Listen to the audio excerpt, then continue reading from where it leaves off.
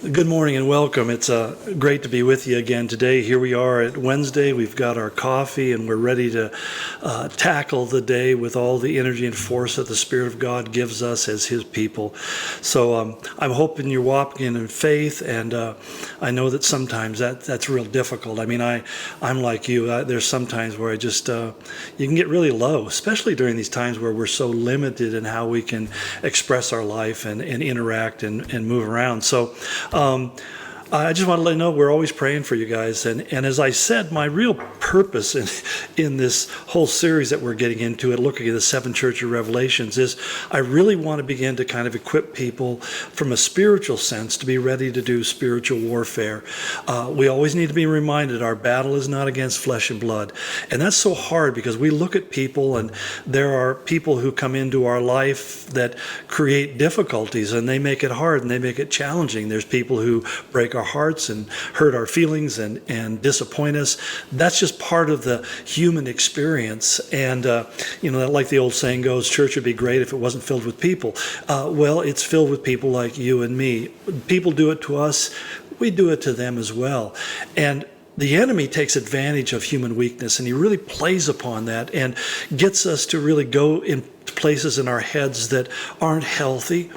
And it really robs us. That's one of the things I think that I remind myself, that Satan is a thief and a liar, and the thing he likes to steal the most from us is our joy. Because Nehemiah, the prophet Nehemiah, said in the 8th chapter of his book, the joy of the Lord is our strength. Have you ever noticed that? When you're feeling really joyful and really encouraged, that you just feel like you can take on the world.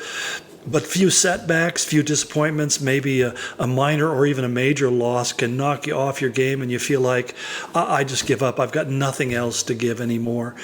And one of the things I've found is that God can give me the energy and the strength to go on, even when it's not my strength anymore or my energy. So I just really want to encourage you. And that's, again, the reason why we're looking at the seven churches, because these were churches, these were Christians, people like you and me, who had to deal with opposition. They went through persecution. They were facing all sorts of exterior pressures. And some of them, a few of them, handled it really well, but most didn't. I'm reminded of just reading through the book of Isaiah, where God says there will be a remnant who will survive. And that's a sad thing for me to think about, that there's not that many people who will hang in there. And there's nothing that reveals who truly is the church and who is not than having to go through times of adversity and how we respond to that.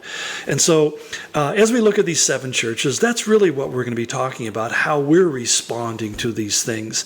As I mentioned last week, that the seven churches that are mentioned here were literal churches. They were places in time at the time that John was writing about them. There's some people who take what they call the historical interpretation. They believe that these are kind of prophetic foreshadows of seven different periods in the history of the church. It's an interesting idea, but it's a pretty hard one to prove, because the church around the world has always existed in various different conditions and situations, and many times I find that we're just trying to force our interpretation of our American Christian journey into what we know in the Bible, and I just don't think that's all that helpful or accurate a way of looking at these seven churches. But I do think that we can look at it in a third way, not only a literal way, but also spiritually speaking, that they really describe seven different types of individuals or churches who throughout the history have wrestled with the challenges of the Christian life. And they really are the seven churches. I mean, first of all, if I can summarize their condition real quick, there's the church of Ephesus that I define as being just cold. And you'll see that I'll try to alliterate the condition of each church with a C word, so forgive me, it's a pastor's weakness. But it's a church that's cold. They lost the fire of their first love. And then secondly, the church of Smyrna, which the word Smyrna literally means to be crushed. And they were a church that was purified through their suffering. I know you're not excited to hear that, but there is something purifying about being crushed. It's like the crushing of the grapes, the crushing of the olive. The richness of the fruit can never be really fully appreciated until it's crushed. And it's often true of us as Christians as well. Thirdly, this church of Pergamum, which was I call it a church of compromise. They turned a blind eye to immorality. They didn't endorse immorality, but they just kind of made space for it. And then there's the church of Thyatira, which is a church that basically gave itself over to corruption. They had gone past just accommodating the culture to be really becoming part of the culture. There's a church of Sardis that I call the comatose church, because he says you have a name that you're alive, but you're actually dead. And I have a lot of perspective on that particular condition. Then sixthly, there's the church of Philadelphia, which is, again, the word Philadelphia is a name of not only of a city, but it means the city of love, of brotherly love. And these were people who were committed. He said they were faithful in the face of their suffering because they were committed to following Christ regardless of the circumstance.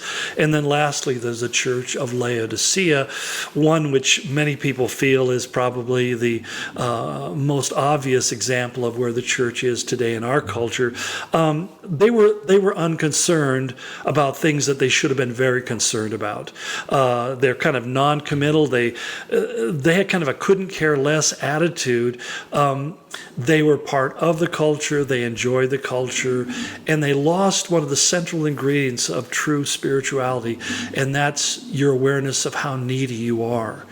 Most of us really don't like the idea of having God reveal sin in our lives or something that's a failing or a weakness in us, because it's painful. And yet Jesus said in John 16 that the first work of the Holy Spirit when it came into the world was to convict the world of sin. That means it makes us aware of our failings, our transgressions, our shortcomings. And it's funny because when we see those things, we may try to deny them, but when we're forced to kind of embrace the reality that we're sinners of the worst kind, and that we humble ourselves before God. And what is our only thing we can say? We can say, God, I can't explain it. I can't excuse it. All I can do is ask for your mercy. And I find that mercy is a word that I think God finds irresistible. When you cry out saying, God, have mercy upon my soul, I think God can't resist that. That's one of the most beautiful sounds to his holy ears. A sinner crying out for mercy. In fact, we're told in Luke 15 that all the angels in heaven rejoice when we cry out for mercy. Well, that's where really the power of God is found. In your weakness, God said, that's where I manifest my strength. It's when we are weak, we depend upon him. And it's the failure to see our need for God in our life that is really one of the most dangerous places and places where we end up falling the most because we think our strength is our own. Well, way out of time. Look forward to getting back with you and continuing on tomorrow. God bless you and go in his grace today.